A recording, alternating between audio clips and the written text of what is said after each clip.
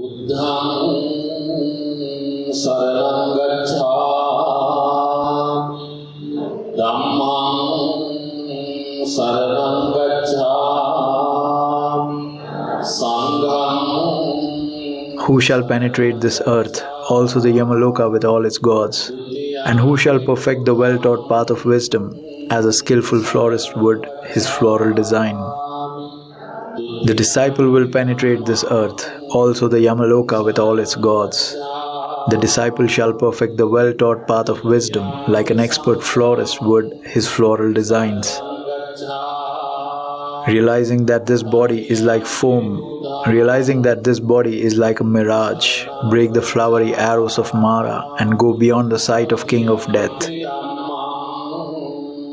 Like a mighty flood that sweeps away a sleeping village, death sweeps a person of distracted mind, who is intent on gathering the blossoms of pleasure. The god of death overpowers the man who is gathering the blossoms of pleasure, even before he is satiated in those pleasures. Like a bee that gathers nectar without harming the color or the fragrance of the flower, so should a monk live his life. Focus not on what others have or have not done. Focus on what you have or have not done. Like a beautiful flower full of bright color but without fragrance, fruitless are the fair words of a person who doesn't practice them. Like a beautiful flower full of bright color and sweet fragrance, fruitful are the fair words of one who practices them. Just as many kinds of garlands can be made from a heap of flowers, a mortal must do many good deeds once he is born. No flower's sweet scent blows against the wind, be it sandal, tagara or mallika. But the fragrance of the good does blow against the wind. The fragrance of the virtuous man wafts in all directions. The fragrance of virtue is the sweetest, even more than the sweet scents of sandalwood, of lotus, of tagara, of jasmine. Faint is the fragrance of tagara or sandal, but excellent is the fragrance of the virtuous. It wafts even among the gods. Mara never touches those who are truly virtuous, who are heedful and free with the right knowledge.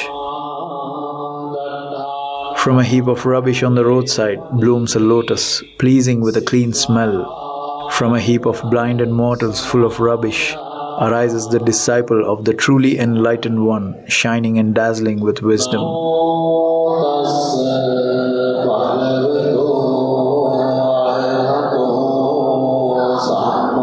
Long is the night to the sleepless, long is the yojana for the weary, long is the samsara for the foolish who are unaware of the true Dhamma. If a seeker does not find his better or equal, let him continue alone on his solitary course. There is no friendship with a fool. The fool is tormented thinking, I have sons, I have wealth. Even he does not belong to himself. Then what are sons? What is wealth? The fool who knows his foolishness is wise to that extent. But a fool who thinks of himself as wise is a fool indeed. A fool may associate with a wise man all his life, but will never see the truth, like the spoon that cannot taste the flavor of the soup. Just as the tongue enjoys the flavor of the soup, a discerning person associating with a wise man soon perceives the truth.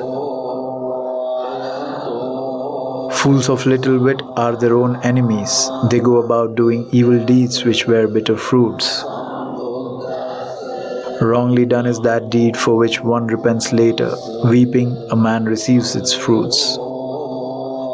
Rightly done is that deed for which no repentance is necessary, the fruits of which one reaps with delight and happiness. As long as an evil deed does not ripen, the fool mistakes it for honey, but when the evil deed ripens, the fool falls into grief. Month after month, a fool may eat only a tip of grass measure of food, but he is not worth the 16th part of those who have truly comprehended the Dhamma. Like newly drawn milk that doesn't turn sour at once, An evil deed does not immediately bear fruit. Smoldering like fire, it follows and devours the fool. The fool gains knowledge to his own ruin. It splits his head open and destroys the inner goodness.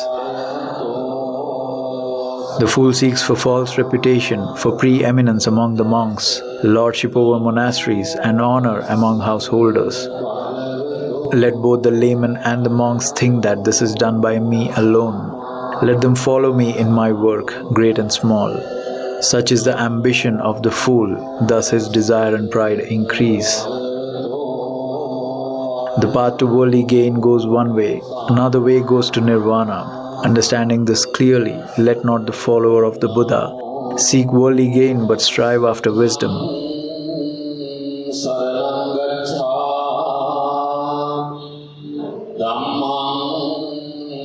If you find a wise man who detects faults, disapproves, reproaches, and blames what is blameworthy, stay with that wise man. Value him as one that guides you to hidden treasures. Let that man admonish, instruct, and shield one from what is wrong. Good people will like him, bad people will hate him. Do not be friends with evil people, be friends with the good, associate with the best of men. He who drinks deep in the Dhamma and is refreshed by it, lives happily with clear awareness. The wise person always delights in the Dhamma revealed by the Noble One. Irrigators regulate the water, fletchers straighten the arrows, carpenters shape the wood, the wise control themselves. Just as a solid rock is not shaken by the storm, the wise man is not affected by praise or blame. Like a deep lake, clear and still, the wise become calm after hearing the Dhamma. Good people move forward whatever happens. The virtuous do not chatter in hopes of favor or gains. The wise show no signs of elation or depression when touched by happiness or sorrow. Not for himself nor for others will the wise man hanker for sons or wealth, kingdom or success by unjust means. Few people reach the farther shore. The bulk of men run up and down this very bank. Those who practice Dhamma cross over to the farther shore, cross the realm of Mara, so difficult to cross indeed. Abandoning the darkness, let a man follow the bright light. Having gone from householder to homelessness, let him yearn for detachment that is so difficult to love. Having given up the sense pleasures and attached to nothing, let the wise man cleanse himself of what defiles the heart and the mind.